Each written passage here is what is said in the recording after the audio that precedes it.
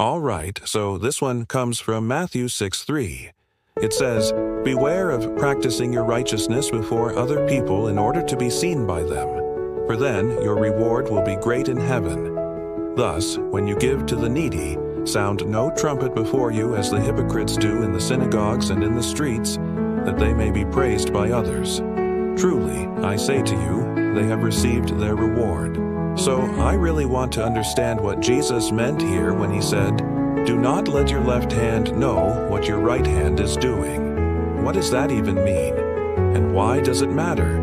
Is it something that we should all be concerned about? Let's take a closer look. So, first of all, what does it mean to let your left hand know what your right hand is doing? The Greek word that is translated as hand in this passage is actually cheer. It can refer to either the hand or the entire arm. This is important because it shows us that Jesus isn't talking about just a simple action like clapping or waving. He's talking about something much more significant. And if you look at the original language, it actually makes much more sense. So let's take a look at the original language here. The Greek text says, "Take heed that you do not do your acts of righteousness before men to be seen by them, that you may not receive a reward."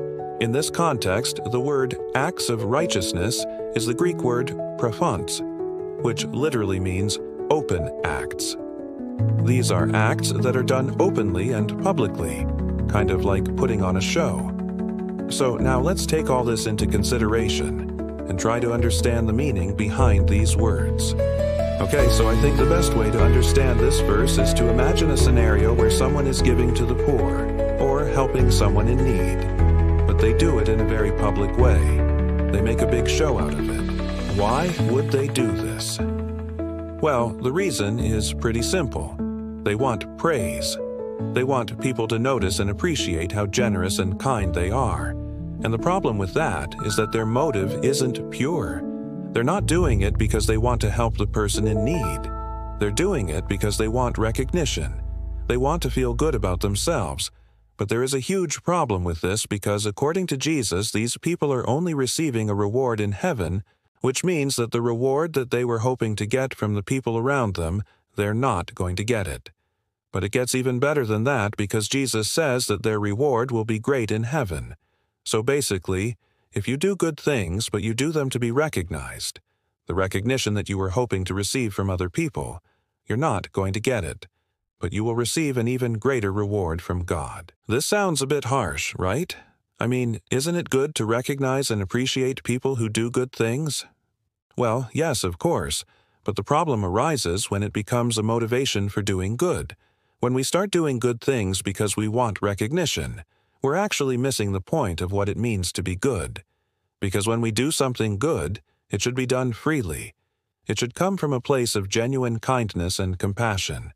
It shouldn't be something that we do to get something in return. And if we start doing good things because we want recognition, we're actually taking away from the value of those good things. We're making them less meaningful and less valuable. You see, when we do something good, we should do it because we genuinely want to help someone. We should want to make a difference in the world. We should want to be kind and compassionate towards others. But if our motivation for doing good things is recognition, if we want people to pat us on the back and tell us how great we are, then we're not really doing good things. We're doing things for our own benefit. We're doing things to make ourselves feel good. And this is something that we should all be aware of. You see, we all want to do good things. We all want to be seen as good people. But we have to be careful of our motivations. Why do we want to do good things? Do we want to help others, or do we want recognition? Do we want to feel good about ourselves? And if we're honest with ourselves, most of the times we do want recognition. We do want praise. We do want to feel good about ourselves. And that's not a bad thing. I mean, we all want to feel good about ourselves. But we have to be careful that it doesn't become our primary motivation for doing good things. Because when that happens, we're actually taking away from the value of those good things. We're making them less meaningful and less valuable. This is something that we should all be aware of. We should always be asking ourselves why we do the things that we do. Are our motivations pure, or are we doing things to make ourselves look good? Are we doing things to make ourselves feel good? And if we're honest with ourselves, most of the times we will find that our motivations are not pure. Most of the times we will find that we are doing things to make ourselves look good. We are doing things to make ourselves feel good. And again, that's not a bad thing. That's human nature. We all want to feel good about ourselves. But we have to be aware of it. We have to be aware of our motivations. And this is something that Jesus was trying to teach his disciples. He was trying to teach them that when they do good things, they should do them freely. They should do them without any expectations, without any attachments. They should do them because they want to help others. They shouldn't do them because they want recognition. And this is something that we should all strive to do. We should all try to be generous without expecting anything in return. We should try to be kind and compassionate without wanting recognition. We should try to help others without wanting praise. Because when we do these things, we will be acting in accordance with the will of God. And that is what truly matters. When we give to the needy, we should not sound a trumpet before us as the hypocrites do. Hypocrites, they love to give alms in the street. They love to give alms in the temple, so that everyone can see them and they can boast of their generosity. But this is something that Jesus condemns. He says that these people have already received their reward, which means that they will not receive any reward in heaven. And this is something that we should all be aware of. We should not give alms or perform any other act of kindness with the expectation of receiving something in return. We should not do it because we want recognition. We should not do it because we want praise. We should do it freely. We should do it because we want to help someone.